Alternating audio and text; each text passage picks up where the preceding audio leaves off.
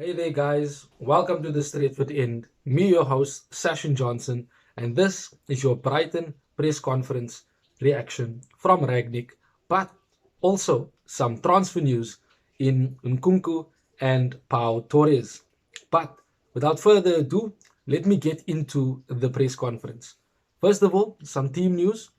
Maguire is back and has trained with the team. But Ragnick did not reveal if he will be starting tomorrow. So very, very interesting to watch out for that one. As I said in my match preview, I don't want him to start. Varane and Lindelof at the back, please. He can definitely be on the bench, but it is not necessary for him to be starting. Yes, he's our captain, but that should not be a, how do I put this now? It should not be a mandatory thing for him to play just because he's the captain. He hasn't been performing well, has been out of the team for the past two games. So, by right, should be on the bench and maybe in the second half come on, should we definitely need him. Rashford also ruled out due to bronchitis. Ragnick has said that he has bronchitis with a high fever, so he will not be available for the game against Brighton. Same goes for Eric Bailly, who is out with a back injury. Now, I know Eric Bailly is definitely leaving at the end of the season. He will be looking to go to another club. Rashford, however, it's been a bit tentative of late with him. I don't think that he has bronchitis. I kind of feel that it's the same excuse they used for Jadon Sancho with the tonsillitis, but we have to take it as it comes. So Rashford's not playing. Bailly won't be available, but Maguire's back. Cavani is back as well and will be part of the squad. And that is just your team news. Now I want to get into the real nitty gritty and give you the quotes that Ragnick gave in the press conference. So, first of all, he said that for tomorrow's game, I am positive the team will play at the same kind of level at Brighton and 2 weeks' time at Crystal Palace. What I like is they had fun playing together on the pitch, and this is exactly the same kind of approach we need for the game tomorrow. It's simple. Play the same way we played against Brentford and we win. We need to have that same confidence. We need to have that same trust in each other as players. We had beautiful moments of passing play between Bruno, Ronaldo, and Mata, etc., with the small one-twos, the movement of the ball, the flicks, the back heels, all of these things were beautiful. And it was nice to see that. And we need to see that again against Brighton tomorrow. Play with that same confidence, with that same intensity and purpose and wanting to win. And we can win the game. Now, of course, I said in the match preview, Brighton is a tough team. But Ragnick has said it. He believes and trusts that we will play the same way we played against Brentford tomorrow against Brighton and against Crystal Palace. He also expects us to go out there and play with the same intensity, play with the fun that they had. He said it himself. They were having fun on the pitch, and that is what you want to see, from our players. There is nothing to lose. Well, we might, lose a Europa League spot, but we need to be trusting of one another on the pitch, and we need to ensure that they have fun. The confidence is slowly but surely getting back after the performance against Chelsea, after the win against Brentford. We need to now take that confidence and move it on into the Brighton game. And that is why Ragnick, as well as myself and some of you Manchester United supporters, do believe that we will be winning tomorrow and that we will be seeing another good performance. Ragnick was also asked about Ten Hag and has he spoken to Ten Hag yet? And his response to that was simple. We will definitely speak at the end of the season. Both Eric and myself want to have our full focus on the outstanding games. So, again, it's obvious. Erik ten Hag has 3 games left for Ajax. Ragnick has 2 games left with Manchester United. Once those games are done, then Ragnick and Ten Hag will definitely meet and they will definitely start speaking in terms of the transfers, in terms of the players that should be leaving, in terms of the players that will definitely be staying at the club, the recruitment, everything that the two of them needs to speak about since Ten Hag was appointed officially. It is then Now time for them to speak at the end of the season. So exciting news to hear that Rangnick is waiting in anticipation to speak to Ten Hag at the end of the season. Rangnick's definitely going to be crucial in terms of our recruitment because, as I said, there is transfer news. We are going to speak about, Christopher Nkunku and Pau Torres, but Nkunku is one of the players that Rangnick definitely can go and get for us. He's got good contacts with the player. He's able to, you know, shall I say, prize the player away from RB Leipzig, bring him to Manchester United. He is on the list. He is the player that Rangnick has already put forward to the club and will definitely do so with other players to Ten Hag. And that is the discussions they will definitely be having and need to be having early so that when the preseason starts, these players are already, at the club and they're ready to go from the very first preseason training session.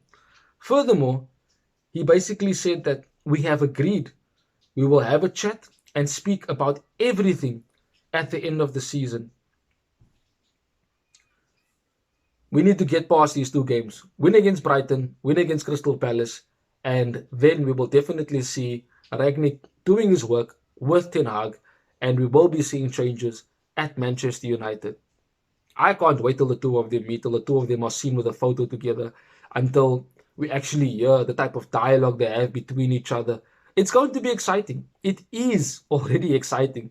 So I cannot wait for that. And it's clinical press conference by Rangnick once again. He also went on to say that I think it was visible against Brentford. This was not only my subjective opinion.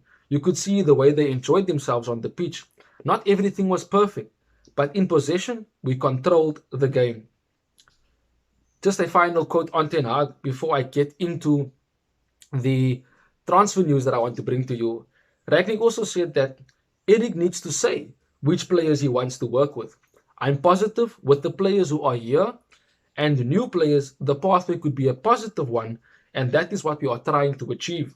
In regard to next season, there will be some changes with quite a few players' contracts expiring, as we all know. New players who join us here and players with long-term contracts. It's something that needs to be discussed with the board. We know new players are coming in. We know certain players are going to be staying. And definitely Rangnick and Ten Hag will definitely discuss this as soon as the season ends. Now, that in itself shows proactiveness, shows planning, shows that Rangnick is already 10 steps ahead of what he needs to do when the season ends. Him and Ten Hag are focused on their respective teams, but they know for a fact the real hard work will begin at the end of the season, and that is something to definitely look forward to. I want to read to you now just a couple quotes that came through from Ten Hag about Ronaldo. And it says, Ten Hag is not averse to building his lineup around Ronaldo. And it may also be that Ronaldo is told that he should not expect to start every game, and this will be presented as an attempt to look after him and get the best out of him. Ten Hag wants Ronaldo to stay. Ronaldo will be one of the first players Ten Hag talks to when he arrives at Old Trafford.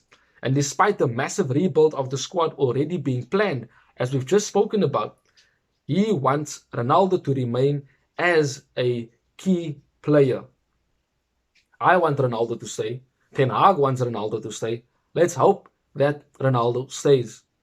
The decision will come down to him, but his commitment to the team has shown that perhaps he will stay. But we'll definitely have to wait and see on that one. Ten Hag will want to build his team around Ronaldo and use his strengths to the best of the team's ability.